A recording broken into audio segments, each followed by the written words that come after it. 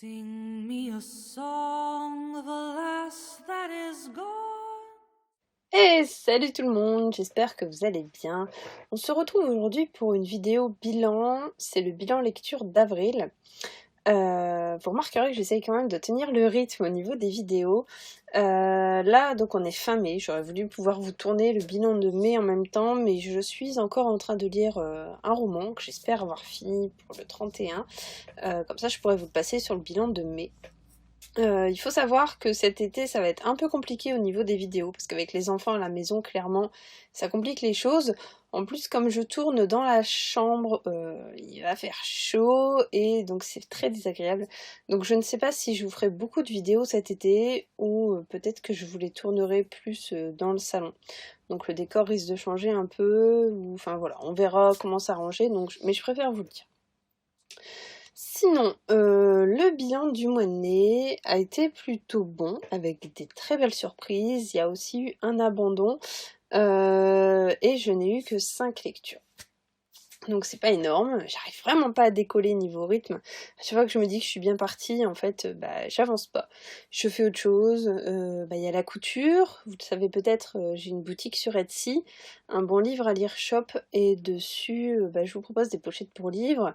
J'aimerais développer avec des trucs plus écologiques, comme des lingettes nettoyantes, des essuie-tout lavables, tout lavable.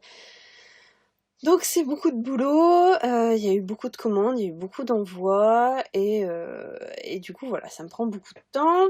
En plus il y a les enfants, il y a eu, voilà, il s'est passé pas mal de choses, il y a les vacances, il y a eu des ponts avec Pâques et tout, enfin bref, voilà. Donc comme d'habitude, j'ai toujours une excuse pour ne pas beaucoup lire. Et en fait, j'arrive au soir où je suis censée lire et je tombe de fatigue, où j'ai pas forcément l'occasion de me débloquer du temps au soir pour lire parce qu'il y a autre chose à faire. Bref, donc avec tout ça, j'ai lu que 5 livres, et très franchement, le mois de mai n'est pas très prolifique non plus, je dois être à 4 livres, donc c'est vraiment pas énorme, et ça me saoule, parce que j'en reçois beaucoup plus, ou j'en achète beaucoup plus que ce que je lis.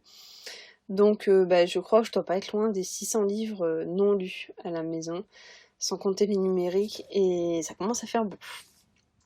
Bien sûr, il y a énormément d'achats, donc ça passe après, mais bon. Je vais arrêter de papoter, et puis on commence tout de suite. Premier livre à vous parler, c'est Le secret d'Excalibur de Andy McDermott aux éditions Brajlon. Vous le savez peut-être, ce livre, c'est le 3e tome des aventures de Nina Wilde et Eddie Chase. Je vous en ai parlé un peu dans le book haul. Je sais pas si je vous ai mis le book haul avant ou après le bilan, enfin voilà, je sais pas encore comment je vais vous les mettre sur internet, donc je ne sais pas si vous l'avez vu passer dans le book haul. Toujours est-il que dès que je l'ai reçu, je me suis dépêchée de finir ma lecture et je me suis jetée dessus parce que j'adore cette saga, j'adore les personnages et j'adore la façon dont l'histoire se déroule vraiment sur le côté mythique, mythologique, voilà. L'auteur va chercher vraiment toujours ça. Sur le premier tome, on était à la poursuite de l'Atlantide, qui était un roman génial. Je l'ai bouffé, j'ai adoré, j'ai pris un pied pas possible. Vraiment on évoquait le mythe de l'Atlantide. Le deuxième, sur le tombeau d'Hercule, ça parle de lui-même, ils étaient à la recherche du tombeau d'Hercule. Là, on est sur le secret d'Excalibur, donc on revient sur l'épée du roi Arthur. Donc dans celui-ci, on est avec Nina Wilde, qui est une archéologue très très connue, mondialement connue, et Eddie Chase, qui est son garde du corps, petit copain, fiancé, enfin voilà. Et en fait, ça fait 3 bouquins qui font tout ensemble.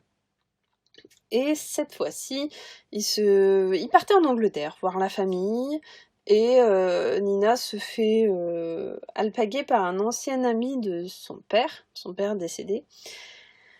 Et cet ami, donc, lui parle, lui dit qu'il a des trucs à lui dire sur son père, donc elle va au rendez-vous, et en fait, au rendez-vous, il lui annonce qu'il est à la recherche de l'épée d'Excalibur.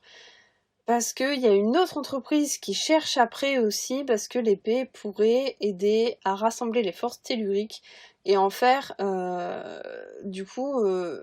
pouvoir créer des centrales énormes, créer énormément d'électricité, d'énergie, tout ça au même endroit. Et potentiellement pouvoir détruire une partie de la planète. Avoir une sorte de bombe nucléaire entre les mains. Et donc, cet ami, voilà, il lui arrive des choses, et donc c'est à Nina de reprendre le flambeau de cette enquête, malgré elle, pour éviter forcément la destruction de la planète. Donc, on va suivre Nina et Eddie dans cette recherche d'Excalibur, et j'ai carrément adoré en fait. Hein. Nous, à la base, on regarde énormément Kaamelott à la maison. C'est toujours un plaisir de les voir, on les connaît un peu par cœur maintenant. Mais le fait de lire celui-là, dedans, j'ai retrouvé des petites informations intéressantes qui complémentent certaines choses de Kaamelott qu'on a entendues et qu'on n'avait pas forcément cherché ce que ça signifie. J'ai jamais dit que c'était logique, hein. Ah non, vous avez bien fait. Et du coup, j'ai trouvé ça vachement intéressant. Donc, quand je trouvais un truc intéressant, hop, je refermais le livre, j'en parlais avec mon homme, je lui disais, ah, regarde, écoute, tout ça. Et du coup, ça m'a vachement plu en fait comme thématique. Ah merde, ça me coupe les jambes ça. Comment ça se fait? En fait, on est dans une aventure un peu à la Indiana Jones des temps modernes, avec beaucoup de mythologie, beaucoup d'action, beaucoup d'aventures, des recherches, des énigmes, des labyrinthes. Il y a toujours plein de trucs, des textes cachés, toujours plein de trucs super intéressants à creuser, à rechercher pour trouver la base, que ce soit l'Atlantide, le tombeau d'Hercule, le secret d'Excalibur. C'est toujours pareil, on est obligé de... Voilà, ils sont obligés de chercher autour de tout ça. Et vraiment, ça en fait des bouquins, mais super, super intéressants. Moi, je suis complètement fan de ces romans. Donc vraiment, je vous les conseille à 100%. Si vous adorez ce genre-là, vraiment, si vous adorez le côté Indiana Jones, foncez. C'est fait pour vous. Clairement, moi, j'adore ces bouquins. En plus, je sais qu'ils en ont sorti tout plein en Angleterre. On est vraiment en retard en France. Donc, je suis super contente que Brajlon les publie enfin en français, parce que bon, mon niveau d'anglais n'est pas assez bon pour lire ça en anglais. Mais voilà, ça, c'est des bouquins super, et je suis super pressée de pouvoir lire le tome 4. Oui, c'est ça. Allez. Deuxième lecture à vous parler, Trouble passager de David Coulon, édition French Pulp. Dans Trouble passager, on retrouve le style de David Coulon, celui que moi j'avais découvert avec Je serai le dernier homme, que j'avais adoré. Je vous rappelle, c'était un coup de cœur, vraiment, ça a été une lecture extraordinaire. Et donc là, on retrouve le même style, avec des phrases courtes, avec des mots répétés, qui nous met en fait dans une sorte de routine, dans une sorte d'habitude. Et du coup, on voit pas trop venir les choses, c'est vraiment lui qui nous amène là où il veut nous amener, et c'est comme une sorte de bourrage de crâne en fait. Du coup, on fait plus de résistance et on suit. On suit, on veut voir où est-ce qu'il va.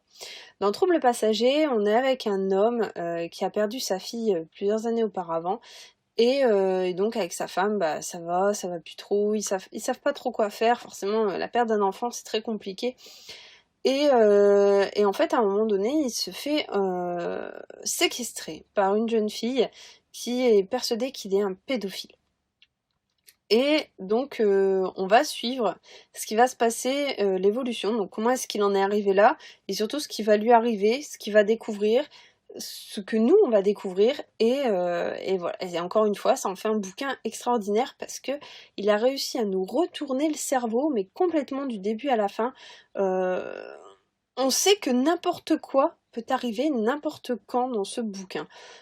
Il est capable de nous faire des retournements de situation grandioses, sans qu'on les ait vus venir, parce qu'on s'y attend pas, on est persuadé de certaines choses.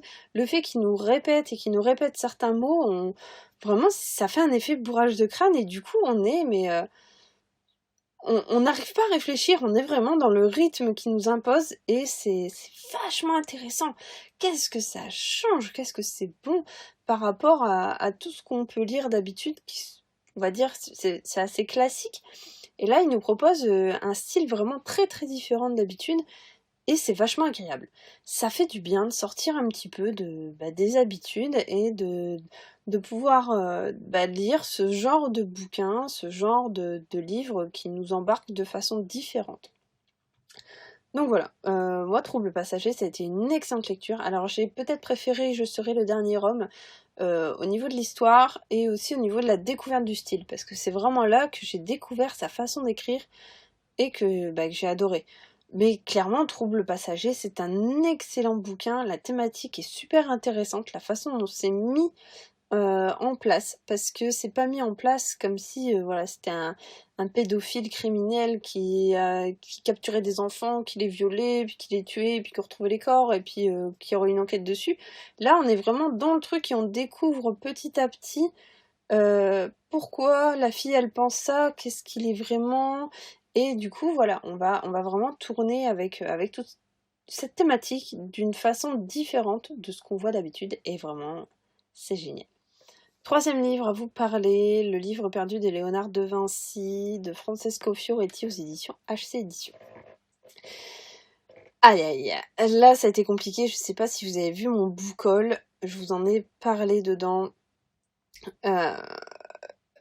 Ça va être compliqué de vous en parler. J'ai fait une mini chronique parce que je l'ai abandonné. Ça a été un gros bordel. Je l'ai commencé, donc d'abord on l'a demandé en SP à 4 avec Sève, Ced et Gwen. On voulait se faire une LC à 4 sur le livre perdu des Léonard de Vinci. Et c'est un petit livre qui fait à peu près 250 pages, donc on s'était dit que ça irait super vite à lire, et en effet, oui, au bout de 2 heures, j'ai lâché l'affaire, donc ça a été très vite à lire. J'ai lâché l'affaire autour de 120 pages. Donc déjà, c'est pas folichon. Je partais vraiment d'un très bon pied. Je m'étais fait à l'idée que, pour moi, en voyant le livre perdu de Léonard de Vinci, je m'étais fait à l'idée que c'était vraiment un livre perdu de Léonard de Vinci, qui allait tomber dans les mains peut-être de quelqu'un qui allait devoir remonter la piste, essayer de déchiffrer les énigmes et tout ça. Donc je me voyais déjà avec des énigmes, avec des trucs super intéressants.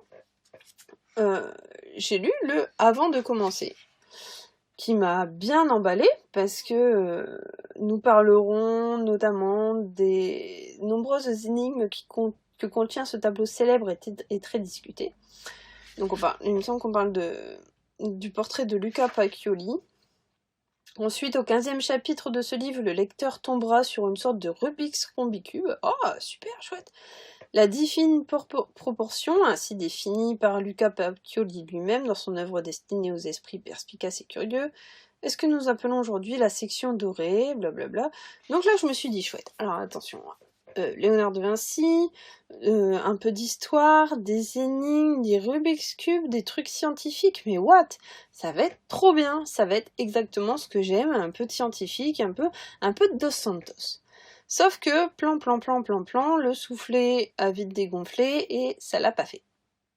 Je me suis retrouvée à arrêter au bout de 120 pages, parce que j'ai commencé, donc on rencontre Léonard de Vinci, qui est un homme ennuyeux, qui...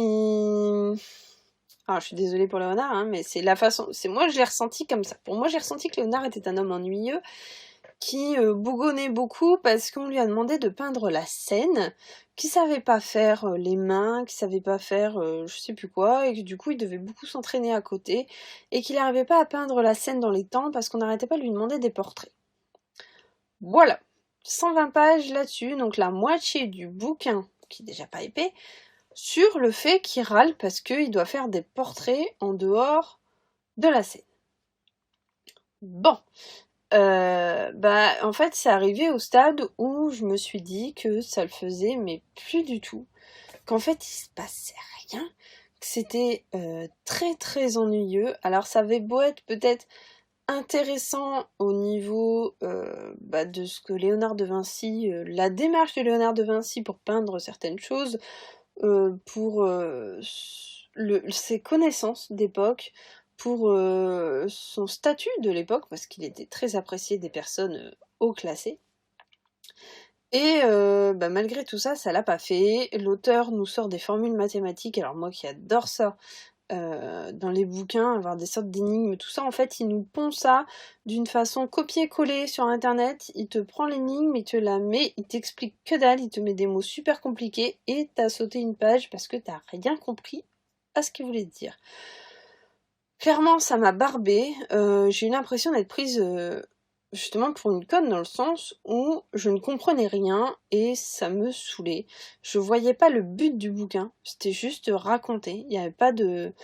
Ça aurait été un documentaire sur Léonard de Vinci, ça avait le même aspect. Du coup, ça m'a saoulée. Et je déteste avoir à faire un retour négatif, mais très franchement, j'ai rarement été déçue à ce point. Je pense que le problème vient du fait que je m'étais fait une idée de ça avec le titre. Le livre perdu de Léonard de Vinci. Je voyais déjà un truc super avec un livre perdu qu'on allait retrouver, qu'on allait résoudre les énigmes et tout, et en fait, plan, pas du tout. Donc voilà, je suis vraiment déçue et je suis vraiment désolée pour HC Éditions de devoir faire un retour aussi négatif. Ça m'embête vraiment, mais très clairement, ça a été dur. J'avais besoin de souffler parce que le livre perdu de Léonard de Vinci, c'était vraiment pas la joie. Du coup, je me suis penchée sur Hamish Macbeth de MC Beaton, avec le premier tome qui s'appelle Qui prend la mouche. Faut savoir que donc MC Beaton, c'est l'auteur de Agatha Raisin. Tout le monde connaît Agatha Raisin, sa célèbre saga avec l'enquêtrice anglaise. Et en fait, Hamish Macbeth, c'est un flic écossais. Donc là, oui, on voyait venir forcément mon côté fan de l'Écosse, amoureuse de ce pays. J'ai adoré les décors, j'ai adoré les personnages, et je me suis plongée dedans et j'ai vraiment adoré ma lecture. Contrairement à Agatha Raisin, je trouve que Hamish Macbeth est un personnage un peu solaire. Souriant, blagueur, très malin, très futé, très observateur et surtout qui se prend pas la tête. Agatha Raisin, j'avais un peu cette impression qu'elle regardait un peu tout le monde de haut et ça m'a vite gonflé. Que là, j'aime beaucoup le personnage de Hamish. Et donc dans Qui prend la mouche, on se retrouve dans le tout petit patelin où il se passe jamais rien, dans lequel il est flic. Et il y a un stage de pêche à la mouche qui a lieu. Et pendant ce stage de pêche à la mouche, donc il y a une dizaine de personnes étrangères de la région, même au niveau d'autres pays, qui vont venir faire ce stage pour apprendre comment pêcher à la mouche. Alors ce qui est intéressant, c'est que dans ces personnes, il y en a une qui va mourir, le corps va être retrouvé, donc forcément il va falloir découvrir qui était le meurtrier. Ils auraient pu la tuer tout de suite. Ils l'ont tuée au milieu du bouquin, et dans un sens c'est intéressant, parce qu'on la voit agir méchamment. Elle lance des piques, elle est agressive avec tout le monde, avec la dizaine de personnes présentes. Et donc forcément, quand elle se fait tuer, ça peut être n'importe qui. On peut ça peut être le petit garçon parce qu'il était en colère, qui aurait fait un accident, comme ça peut être le vieux qui s'était fait critiquer la veille pour sa pêche, ça peut être n'importe qui. Et à partir de là, donc forcément, Hamish Macbeth va mettre son nez dedans et va essayer de comprendre ce qui s'est passé. En plus, il faut savoir qu'ils font venir, je crois, Interpol ou je sais plus quoi, qui interviennent en plus et qui essayent eux aussi de résoudre l'affaire en mettant un peu Hamish de côté, en disant « Oh, on est plus intelligent que toi, y a pas de souci, on va s'en occuper. » Et donc voilà, on va être dans cette histoire de pêche à la mouche avec un meurtre. Franchement, il n'y a rien de dégueulasse, c'est vraiment limite du roman de mémé. Mais j'ai trouvé ça vachement sympa. Et contrairement à Agatha Raisin, vraiment, c'est le personnage de Hamish que j'ai beaucoup aimé. Et en cherchant sur internet, je me suis rendu compte qu'il y a une série télé qui existe au nom de Hamish Macbeth, avec l'acteur qui joue dans Once Upon a Time, je crois que c'est Robert Carlyle ou un truc comme ça, qui joue Rumpelstiltskin. Et donc, c'est cet acteur-là qui joue le rôle d'Hamish Macbeth. J'ai pas regardé la série, j'ai juste trouvé quelques photos. Maintenant, je sais pas si forcément j'irai vers la série, mais en tout cas, je trouve ça super sympa. L'ambiance était vraiment bien. En fait, c'est vraiment du livre sans prise de tête, qu'on peut lire à la plage, qu'on peut lire n'importe où. C'est vraiment super agréable. Donc voilà, moi je vous conseille. C'est vraiment différent d'Agatha Raisin. Et vraiment, ça change et ça fait du bien. J'aime bien, ça m'a fait du bien. Dernier livre à vous parler, L'Outsider de Stephen King aux éditions Albin Michel. Donc, ce roman m'a réconciliée avec l'auteur. Je faisais un peu la gueule à Stephen King depuis un petit moment maintenant. Quand j'étais jeune, je ne suis pas vieille, quand j'étais jeune, quand j'étais ado, j'ai lu Misery, que j'avais adoré, mais vraiment adoré. J'étais, mais sur la fin, ça m'avait foutu les jetons. J'ai vraiment adoré ma lecture. J'ai découvert Stephen King avec Misery. Ensuite, j'ai voulu lire Le Ça avec le clown et je me suis fait chier. Je me suis fait chier parce qu'il y a trop de détails, trop de détails sur le passé, sur les gens, et en fait ça m'a gonflé et j'ai abandonné la moitié du premier tome parce que ça m'a gonflé. Ensuite, j'avais essayé Bazar. Non, j'ai essayé 22-11-63 que j'ai lu en entier, qui était vraiment pas trop mal, même si j'ai pas du tout aimé sa façon de... la façon dont il a considéré Lee Harvey Oswald. Mais en soi, voilà, je m'attendais à un truc mieux, mais en fait j'étais déçue par la fin. Ensuite j'ai lu Bazar, et là je me suis fait chier comme un rat mort, c'était pas possible. Il nous pondait 20 pages sur le passé d'un personnage qui n'apparaît que pendant 3 lignes, et ça m'a gonflé, ça m'a saoulé, et du coup voilà, je faisais un peu la tronche à Stephen King, ça passait pas. Ça passait plus au niveau des détails, au niveau de la surenchère de détails inutiles qui nous ralentissaient, qui nous saoulaient, bref. Et donc, quand j'ai vu que l'Outsider était sorti, je me suis pas penchée dessus, et j'ai entendu un live de Séverine de la chaîne Il est bien ce livre, et Séverine nous disait que c'était vraiment super bien écrit, que ça faisait vraiment thriller, que c'était super intéressant, que voilà, que c'était... ça alternait et tout, que c'était bien parti, tout ça, et elle a su me mettre la puce à l'oreille. Donc j'ai reconsidéré les choses, et je me suis finalement pris l'Outsider. Est arrivé un moment où voilà, il traînait dans ma bibliothèque, et j'ai eu envie d'un truc, voilà, d'un meurtre un peu plus gore, une histoire plus tordue, et je l'ai ouvert, et j'ai eu un mal de chien à le lâcher. La première partie, c'est un délice. La première partie, elle est écrite d'une façon magistrale. Alors franchement, ça me fait chier. Je vais pas dire que ça me fait chier de le dire, parce que j'ai vraiment pas aimé les autres Stephen King. Mais alors, celui-là, c'est une merveille de la littérature noire. Franchement, ça a été un énorme coup de cœur. La première partie est magnifique, vraiment, mais hyper bonne. C'est bon, c'est bien tourné, c'est rythmé, c'est bien écrit, c'est tout ce que vous voulez, c'est vraiment génial. La deuxième partie est vraiment différente. L'enquête continue, mais il y a un changement qui se fait à la fin de la première partie.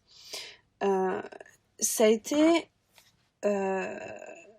waouh, une lecture, mais... et j'ai eu du mal à m'en remettre, j'ai eu du mal à le digérer, ça a été vraiment une lecture, mais absolument géniale.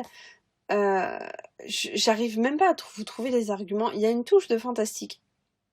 Il y a une touche de fantastique qui est très légère et qui, bien que du coup rende l'histoire invraisemblable, fasse que ça reste cohérent, plausible et intéressant. Dans l'Outsider, on commence avec le cadavre d'un petit garçon qui est retrouvé, il a 11 ans, il est retrouvé aux abords d'un bosquet, et en fait, sa gorge, elle a été broyée, arrachée, il a été sodomisé avec un bout de bois énorme, plein de sang, enfin voilà, c'est vraiment quelque chose de dégueulasse. On a le détail, on a vraiment un passage qui décrit bien, on comprend vraiment l'état du corps, et ça fait un mal de chien de lire ce genre de passage, et il va jouer là-dessus. Et donc tout accuse l'ADN, les témoins, tout accuse l'entraîneur de baseball de la ville, qui est aimé de tous, qui adore les gamins, que les gamins adorent, que les parents adorent, que tout le monde connaît, enfin voilà. Et tout indique que c'est lui, donc il se fait arrêter devant tout le monde en plein match, et donc de là va commencer un interrogatoire, où il va maintenir pendant jusqu'au bout qu'il est innocent. Et voilà, et donc le flic va commencer à douter un peu des preuves, il comprend pas que les preuves disent, et en fait c'est trop beau, et voilà, en fait du coup il va chercher autour de tout ça, d'avoir vraiment un dossier béton. Les preuves disent que oui, lui il dit que non, et voilà. Et donc il va se passer plein de choses, on va découvrir plein de choses, et mais quel style, c'était bon, et pour une fois c'était pas surchargé en détails inutiles. C'est un bouquin qui est hyper dense, parce qu'il fait quand même 560 pages, et pourtant c'est 560 pages utiles. À aucun moment je me suis dit, ce passage-là ne sert à rien, ils auraient pu le couper. À aucun moment je me le suis dit, et pourtant il y a pas mal de bouquins dans lesquels Stephen King a écrit des passages lourds. Là, j'en ai pas vu. J'ai été sur un nuage. Franchement, ça a été une lecture extra. J'ai adoré ce bouquin. Je le conseille absolument. C'est vraiment du 99% thriller, 1% fantastique, mais c'était vraiment pour pouvoir donner une cohérence à son ensemble. Mais quel bouquin! Quel livre! J'ai vraiment adoré. Vraiment, je vous le conseille à 100%, essayez-le. Même si vous n'aimez pas Stephen King d'habitude, allez-y, essayez-le, et je suis sûre que vous allez aimer. Voilà, le bilan lecture est terminé. J'espère que ça vous a plu. J'espère que je vous ai peut-être convaincu à en lire certains. Si vous avez des avis, n'hésitez pas. Laissez des petits commentaires, des petits pouces bleus. On s'abonne à la chaîne. Et puis, on se dit très bientôt sur la chaîne Un bon livre à lire. Bye bye. Adieu, Sassenard.